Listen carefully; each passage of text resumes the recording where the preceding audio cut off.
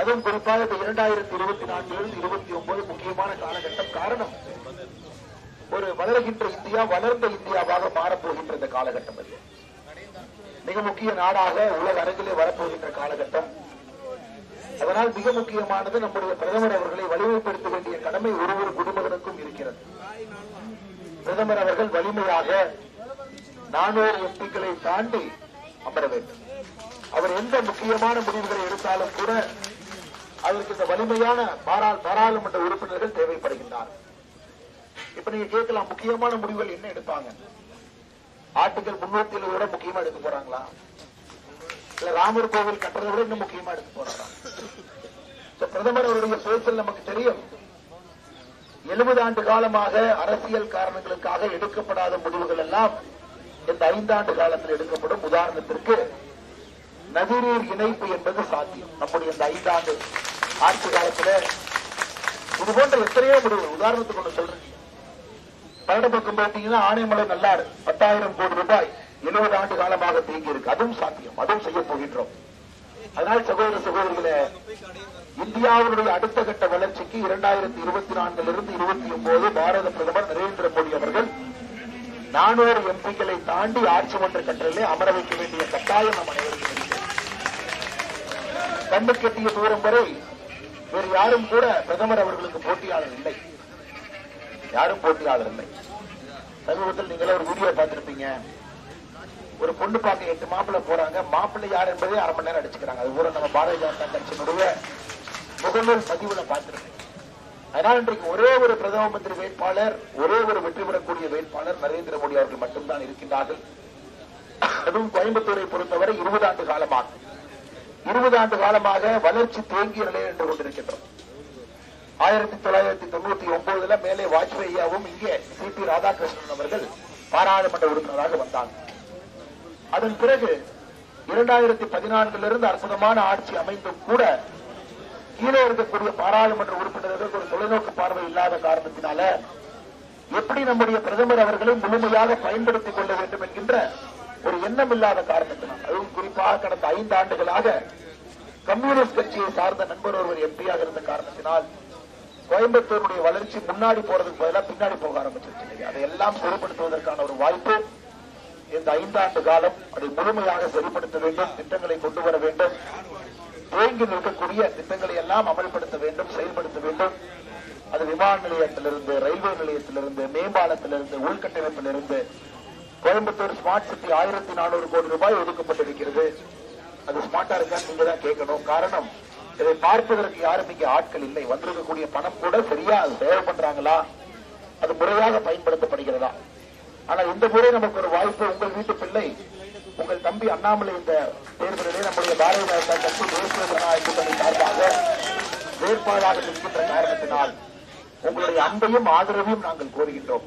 2 விஷயத்திற்காக. ஒன்று, உங்களுக்கு சேவை செய்ய வேண்டும், அடிப்படை பிரச்சனைகள் எல்லாம் தீர்வு கொடுக்க வேண்டும், கோயம்புத்தூர் அடுத்த கட்ட வளர்ச்சி பாதையிலே எடுத்துச் செல்ல வேண்டும். 2வது, பாரத பிரதமர் நரேந்திர மோடி அவருடைய கண்களாக கோயம்புத்தூருக்கு ஒரு மனிதர் இருக்க வேண்டும்.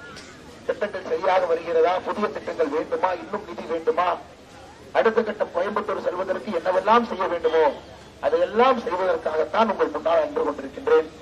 பெரிய எண்ணிக்கையில, எழுச்சியில எல்லா இடத்திலும் கூட மக்கள் அவர்கள் வேட்பாளராக எல்லா இடத்திலும் கூட வாக்கு சேகரித்துக் கொண்டிருக்கின்றார். நேற்று முழுவதுமே பல்லடத்தில் இருந்தோம். கிட்டத்தட்ட 10 மணிக்கு மேல நாம் நம்முடைய மைக் ஆஃப் பண்ணிட்டு மறுபடியும் 1.5 மணி நேரம் களத்தில் இருக்க வேண்டிய அந்த அளவுக்கு மக்களுடைய எழுச்சி. கோயம்புத்தூரை பொறுத்தவரை நம்முடைய தேசிய ஜனநாயக கூட்டணியினுடைய வெற்றி உறுதி செய்யப்பட்டு விட்டது. காரணம், தன்னாளர்கள், மக்கள், பொதுமக்கள், அரசியலுக்கு சம்பந்தமே இல்லாதவங்க, அரசியலிருந்து ஒதுங்கி இருந்தவர்கள் எல்லோரும் ஒரு சேர வந்திருக்கின்றார்கள். இப்போது நடக்கவில்லை என்றால் எப்பொழுதும் நடக்காது. அதனால் மாற்றம் என்பது இப்பொழுதும் 2024 நடக்க வேண்டும் என்று எல்லா அன்பு சட்டங்களுக்கு, பெரியவர்களுக்கு, தாய்மார்களுக்கு நன்றி இழந்த வாழ்த்துக்களை, வணக்கங்களை தெரிவித்து மறந்து விடாதீர்கள். ஏப்ரல் 19ஆம் தேதி நமக்கு இன்னும் 16 நாட்கள் மட்டும்தான் பிரச்சாரத்துக்கு இருக்கு. ஐயா ஒரே நிமிஷம் வாங்கிக்கிறது. அதனால் ஒரு வீட்டிற்கும் கூட செல்ல வேண்டிய கடமை நமக்கு இருக்கு. எல்லா இடத்துக்கும் நீங்கள் செல்ல வேண்டும், மக்களை சந்திக்க வேண்டும், மோடி அவர்களுக்கு வாக்கு சேகரிக்க வேண்டும், தாமரை சின்னத்திற்கு மக்களை வாக்களிக்க வேண்டும் என்கின்ற வேண்டுகோளை வைக்க வேண்டும். நிச்சயமாக நீங்கள் அதை செய்வீர்கள் என்கின்ற நம்பிக்கை. ஐயா, அந்த 16 நாள்ல 16 நாள் திமுக காரங்கள திமுக அரசை 33 மாத காலமாக நான் பேசாத பேச்சு இல்லை. அதனால இந்த 16 நாள் நான் பேசினவங்க மாற போறது கிடையாதுங்க. அதனால்தான் திராவிட முன்னேற்ற கழகம் என்கின்ற வார்த்தையை நான் பயன்படுத்தின காரணம், இந்த ஒரே வண்டி தாங்க ஐயா டெல்லி போற வண்டி. இது ஒரே ஒரு டிரைவர் அண்ணாமலை மட்டும்தான் இருக்காங்க. மித்தவங்க எல்லாம் ஒரு வண்டி பாத்தீங்கன்னா திருப்பூருக்கு போற நீங்க திருப்பிட்டு இருக்கிறாங்க, இன்னொரு வண்டி கரூருக்கு போற திருப்பிட்டு இருக்கிறாங்க. ஆனா இந்த தேர்தல் 2024 தேசிய தேர்தல், பிரதமராக யார் வருகின்றார்கள் என்பதற்கான தேர்தல். 2026 திருப்பூர் போறது சென்னை போறது அப்ப முடிவு பண்ணிக்கலாங்க ஐயா. ஆனா ஒரே ஒரு வண்டி மட்டும்தான் டெல்லி செல்வதற்கு கொண்டிருக்கிறது. நீங்களுடைய டிரைவராக அமர்த்தி இருக்கின்றீர்கள். அதனால் மற்ற கட்சிகளை பற்றி நான் பேசவே விரும்பலைங்க. காரணம், அதற்கான தேர்தல் 10 ஆண்டு காலம் கடுமையாக உழைத்திருக்கின்றோம், வேலை பார்த்திருக்கின்றோம். அதற்காக மோடி அவர்கள் மறுபடியும் வர வேண்டும் என்று நினைக்கின்றோம், மக்களிடம் வேண்டுகோள் வைக்கின்றோம். மோடி அவர்கள் வந்தால் நிச்சயமாக வளர்ந்த இந்தியாவை நம்முடைய சமகாலத்திலே நாம் பார்க்க போகின்றோம். நம் கண்முன்னால் அது நடக்கத்தான் போகிறது. வந்திருக்கிற எல்லா நண்பர்களுக்கும் காலையிலே வணக்கத்தை தெரிவித்து முருகபெருமானுடைய மருதுமலை முருகபெருமானுடைய அருளோடு இருந்து ஆரம்பிக்கின்றோம். நீங்களும் வந்திருக்கிறீர்கள். நம்முடைய கூட்டணி கட்சி தலைவர்கள் எல்லாம் இங்க இருக்கிறாங்க. அம்மா மக்கள் முன்னேற்ற கழகத்தினுடைய மாவட்ட செயலாளர் அண்ணன் அப்பாதுரை அவர்கள் நம்மோடு இருந்து கொண்டிருக்கிறார்கள். தமிழ் மாநில காங்கிரசினுடைய அன்பு சகோதரர்கள் இருந்து கொண்டிருக்கின்றார்கள்.